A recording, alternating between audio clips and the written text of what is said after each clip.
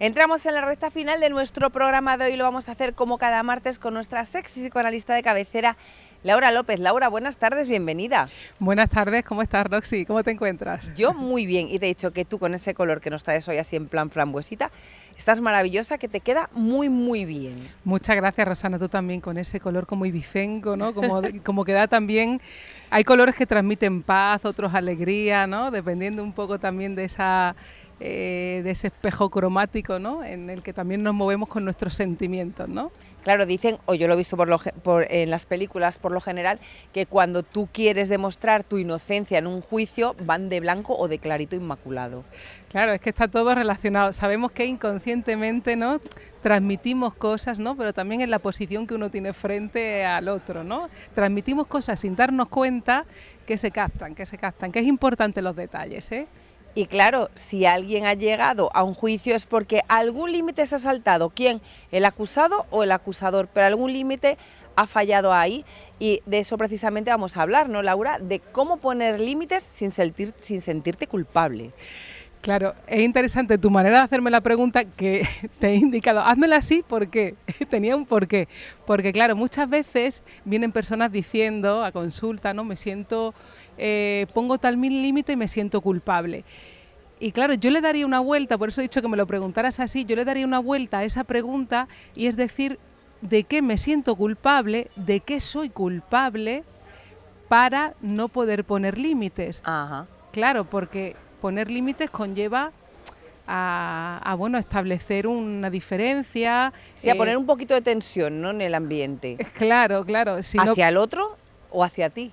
Claro, eso, ahí está la cuestión, ¿no? Que muchas veces uno se siente culpable, ya está culpable de algo, ¿no?, en el sentido de haber deseado, fantaseado algo, o tiene una relación masoquista consigo mismo. Entonces eso genera esa ausencia de límite, esa dificultad para poner límite, porque cuando tú no le pones límite a alguien, te avasalla, estás en una situación en la que te encuentras mal porque no es lo adecuado, ¿no? Entonces ahí tendríamos que estudiarnos a nosotros mismos, ¿no?, y bueno, separarnos un poco de esa situación, en lugar de culpar a otra persona.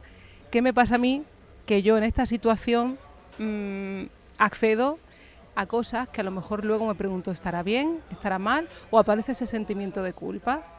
Porque claro, Laura, yo por ejemplo cuando pongo límites es porque ya hay tensión en esa relación, ¿no? O sea, tú estableces un límite, a no ser en una pareja que estableces unos límites iniciales a lo mejor para que no se llegue a establecer la tensión, ¿no? Sí. De, bueno, pues a mí no me gusta que hagas esto, yo no voy a hacer esto o lo que sea. Pero cuando ya a una persona le pones un límite, por ejemplo, yo te voy a hablar en lo personal mío, vaya. Cuando yo pongo límites es porque ya estoy sintiendo tensión. Sí. Entonces, esa tensión por mi parte va a seguir existiendo, porque cuando tú pones un límite, la tensión va a estar por la parte del otro también, pero por lo menos ya me quedo yo tranquila. Ajá. Claro, a mí me parece también importante eso que has traído, que es súper interesante, porque muchas veces lo que pasa precisamente con la ausencia del límite es que uno no tolera la tensión que le genera la relación con la otra persona. Entonces como que se somete, como que no tolera esa gestión afectivo-emocional, ¿no?, que acontece en las relaciones, porque claro, hay cosas que te van a incomodar frente a otras personas, ¿no? Claro, porque todos somos diferentes, y claro, siempre nos va a incomodar algo. Claro, siempre va a haber algo que te va a producir cierta tensión. Entonces, el nivel de tolerancia ahí está también presente. Claro, hay personas que huyen y se convierten en ermitaños, ¿no? Dice, yo mejor tranquilo, tranquila, ¿no?, dejarme tranquilo, ¿no? Y se apartan de lo social, de las relaciones, porque le producen incomodidad, pero la incomodidad es necesaria. La cuestión es lo que tú dices, eso que te genera tensión, ¿qué haces con eso? ¿Te dejas arrastrar? ¿Te sometes? A lo mejor sosteniéndose por el miedo a perder esa relación, o ya te juegas tú como persona, ¿no? Ya empiezas a poner límites y a regularizar esas relaciones. Porque si no hablas, no pones en claro, no dialogas, no ponéis el tablero de juego, la regla de juego en cuestión, entonces nos convertimos en sometedor y sometido, ¿no? Entonces ahí no hay una relación de iguales, hay siempre una cuestión de el amo y el esclavo, ¿no?, donde uno está sometido a lo que la otra persona dice, no puede abrir palabra, no puede producir sus propias opiniones, su propio criterio. Entonces ahí pues nos perdemos, ¿no? Claro, pero ahí también, como lo que tú dices, el miedo juega un papel muy importante, porque cuando tú no eres capaz de poner límites porque tienes miedo a perder esa relación, a lo mejor muchas veces es mejor hacerse el ermitaño, ¿no? Perderla directamente y ganar la relación contigo mismo. No, mejor psicoanalizarse, porque frente a las ya, relaciones con los demás... Tiene que psicoanalizar es el otro. Sí, pero uno no se puede hacer cargo de la vida del otro, ¿no? Claro. Es mejor empezar con uno. Por eso la desechas. Construirse uno, ¿no? Yo es que he tenido que desechar algunas. Bueno, no muchas, en verdad no muchas, sí. pero cuando ya llegas a un límite que dices Claro. que da igual lo que yo te diga, que siempre tú vas a tener tu realidad, Ajá. que no es la mía. Entonces, como no la comparto y como no puedo luchar Claro. contra esa realidad con argumentos o porque me tengo que callar cosas por no hacer daño a la otra Sí. persona, digo, mira, esto no va a volver a encauzarse nunca en la vida, precisamente porque no puedo poner todos los jugadores sobre el tablero, Sí. o todas las piezas sobre el tablero. Sí. Pero me tengo que callar muchas cosas y dices, Ajá. Claro, hay relaciones que sí que es cierto que hay que poner un punto y final, ¿no? Porque llega un momento en el que es imposible convivir porque te están pisando constantemente. Claro, ahí está la cuestión, ¿hasta qué punto llego yo para poder decir basta? ¿Soporto lo insoportable o a veces cualquier cosita me hace huir? ¿No? Que también es aprender a hablar y cuando no se puede llegar a ciertos límites, por eso muchas relaciones también se van distanciando, se van separando, porque inconscientemente hay como reglas que uno no ve, pero que cuando está la relación en juego, la otra persona a lo mejor te empieza a invadir tu espacio personal, uno va generando cierta distancia emocional, porque hay cosas que a lo mejor no se pueden hablar, porque la otra persona se siente ofendida, porque pasan muchas cosas en las relaciones, ¿no? Y muchas veces ese distanciamiento o esa cuestión que nos pasa con los límites habla de si respetamos al otro, si yo también me respeto a mí misma, si respeto mi deseo. Entonces, ahí habría que estudiar en cada persona cómo sucede la cuestión de los límites. Y también es interesante porque eso que has dicho de apartarte y estar con uno mismo, también es interesante porque la relación que tenemos con nosotros mismos también se va a reflejar en lo que elijamos inconscientemente en nuestra realidad. Pero no apartarte de todo el mundo, sino de esa persona Sí, en concreto, claro. me refiero. Claro, pero eso también habla de nuestra salud mental, ¿no? Porque también apartarse de personas que a uno le hacen daño, también habla de la relación buena que tenemos con nosotros mismos, ¿no? Porque si alguien te está haciendo daño y tú persistes en esa relación... O das oportunidades y luego a la mínima que tú fallas, te hacen ¡zas! Te echan ahí de repente, abren, como diría Antonia San Juan en La que se avecina, el cajón de la mierda, sí. Y te echan que tú dices, pero ¿esto de dónde salió? No me... Uy, eso es súper interesante, Rosana, porque vemos también muchas veces... A veces lo inventan. Claro, es que muchas veces vemos también en la relación terapéutica, es muy interesante porque en ese marco psicoanalítico, cuando tú estás con un terapeuta, ¿no? Es como si tú trasladaras lo que te pasa en tu vida real, lo trasladas a la relación terapéutica, ¿no? Y se llama transferencia. Y es como que te pasa con esa persona, pero también te va a pasar con otra.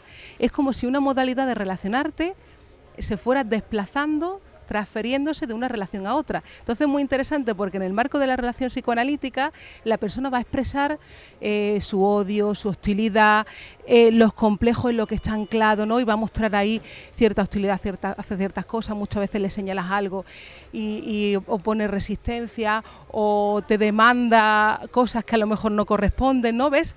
Ahí es que es muy interesante porque es como si fuera un laboratorio donde va a desplazar todo lo que le pasa en su realidad. Lo que le pasa en sus relaciones también la va a trasladar en el marco de la relación terapéutica. Entonces ahí es cuando la relación transferencial, ahí es donde se puede trabajar, porque vas a poder interpretarle que esos afectos que ahora le pasan con el terapeuta, le pasan en su vida también real, diaria. ¿no? Diaria, ¿no? Y le están afectando. Por eso muchas veces cuando se dice, es que sacas lo peor de mí. Pero es súper interesante esa frase porque tendríamos que pensarla desde el lugar menos mal que la han sacado, ¿no? En el sentido de que eso que tú has desplazado hacia la figura de esa persona está en ti en calidad de reprimido, es un afecto que te está afectando en tu vida, que si no te lo ha sacado esa persona, te lo va a sacar cualquier otra. Claro, entonces es para que nos demos cuenta que lo que nos pasa, hay una raíz muy fuerte en nosotros que se puede ir trasladando en diferentes relaciones y ocurrirnos la misma película, ¿no? Ir digamos, repitiendo una misma manera de relacionarnos con las otras personas, porque hay algo de mí que se tiene que transformar, ¿no? Y a lo mejor tiene que ver con los límites, o a lo mejor tiene que ver con maneras de reaccionar mías donde también me siento dañado siempre y siempre culpo a la otra persona, no me doy cuenta que soy yo, que algo también me posiciono en la que se produce ese mismo patrón, por así decirlo, ¿no? Claro que al final solemos poner esa rabia en la persona más cercana que tenemos, que es la que más nos quiere, que sabemos que nos lo va a aguantar ese chaparrón. Uy. Pero el demandante, que tú dices que cuando lo ves como demandante en una terapia, el demandante pocas veces es el ofertante también, solo demanda. Sí, pero claro, ahí... Y cuando tú le pides, no dan. Claro, ves que humanizarnos, convivir con otras personas, no socializar, no tener en cuenta a otras personas, es que es un pasaje complejo, porque digamos que siempre en nosotros hay como un animal que tiende a salir, ¿no? Que es un poco más salvaje, ¿no? Y que no tiene en cuenta a los demás, que hay que, digamos que dirigir nuestro narcisismo, ¿no? He tenido una experiencia muy interesante este fin de semana que estuve en Madrid con los compañeros de la escuela, Grupo Cero, y es muy interesante porque la hablaba con una persona que muchas veces cuando estás en grupo, ¿no? Y pasan cosas, uno en el reflejo, en el espejo que a lo mejor otra persona puede señalar algo o la forma que tiene de hacer las cosas, uno se da cuenta a veces de lo incivilizado que está, ¿no? Dice, mira, qué detalle ha tenido con la otra persona, ¿no? Es como que estar entre otros también te ayuda a renunciar un poco a tu narcisismo, a tener ciertos detalles con la otra persona, a cuidar del amor, ¿no? Que es tan importante, también señalar en los tiempos que estamos, muy importante el amor que nos civiliza, y es un poco eso. Tener en cuenta que siempre va a haber un animal en nosotros y que hay que domesticarlo, que hay que ayudarle a transformar y dar esos pasos para poder vivir con otros, ¿no? Que sin el amor es muy difícil vivir, sin vivir acompañado nos volvemos muy individualistas y eso acaba destruyendo, ¿no? Es muy importante trabajar para el amor y para las relaciones, para el trabajo, para que podamos convivir las personas, y a veces eso requiere esa tensión y también ese poner ciertos límites, también para hacerlo conveniente, ojo, porque también eso de sentirse culpable quiere decir también que a veces uno no tiene un criterio, y lo vemos también en la educación con los hijos, ¿no? Es que, es que si le digo que no, me siento mal, pero es que a ti te dijeron que no, y gracias a que te dijeron que no, tú eres lo que eres, entonces estás hablando de ti, de que a ti tampoco te gustaron, que te gustó que te dijeran que no, pero gracias a eso has podido avanzar, y siempre va a haber una hostilidad, como bien decías, amor-odio en las relaciones. Si te digo que no, a veces es también por tu bien y para que civilicemos nuestra relación. Si uno tiene miedo de eso es porque también ha sentido un odio muy fuerte, una hostilidad muy fuerte cuando le han dicho que no, ¿no? Laura, me ha hecho mucha gracia algo que has dicho, que todos tenemos un animal dentro que hay que domesticar, y precisamente hay algo que domestica, más bien que amansa, la música amansa las fieras. Sí. Y hablando de tus compañeros de Grupo Cero, vamos a tener aquí a dos de tus más compañeras más cercanas, sí, ¿no? Con tango y poesía, como son Elena Trujillo y Clemón Lunis. Sí, muy bien. ¿Ves? Es que al final el arte, la creación, el trabajo nos civiliza, nos hace unirnos para trabajar por algo, ¿no? Y limar esa aspereza. Vamos a hacer un concierto de verano, un recital poético musical en el Museo Rebello de Toro, maravilloso, allí cerca de la Catedral, en calle Afligidos. Este viernes es el viernes 17 a las 19 horas. Eso, que ya hemos confundido un poco las dos. El viernes 17 a las 19 horas.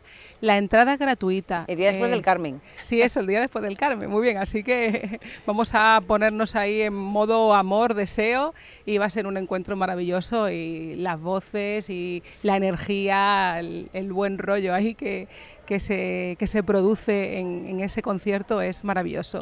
Y cada vez tiene más seguidores. Hay una canción, un hit del verano, ¿ay, que canta Elena Trujillo, ¿no? La Marquesa del Tango. La Marquesa del Tango. Ahora, ¿cuál era ¿cómo se dice? El cargo aristocrático, no. El título nobiliario que tenía en el tango Elena. ¿Está de duquesa? No, marquesa. Sí, la Marquesa del Tango. Entrada libre hasta completar el aforo, gratuita, pero hay que inscribirse para poder entrar en algún sitio por si se llena. Si se llena, bueno, hay un patio, se puede subir arriba, ¿no? Vale. Yo recomiendo que vengan prontito, porque hay sillas VIP y pueden ocuparlas. Estupendo.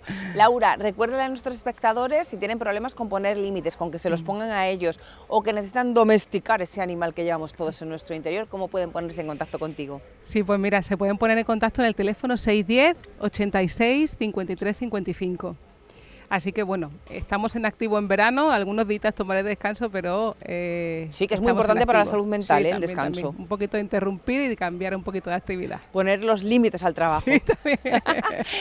Laura, nos vemos la semana que viene, claro. Que tengas muy buena semana y nos vemos el viernes 17 a las 19 en el Museo Rebello del Toro. Fantástico, muchas gracias. Gracias a todos por contar conmigo siempre.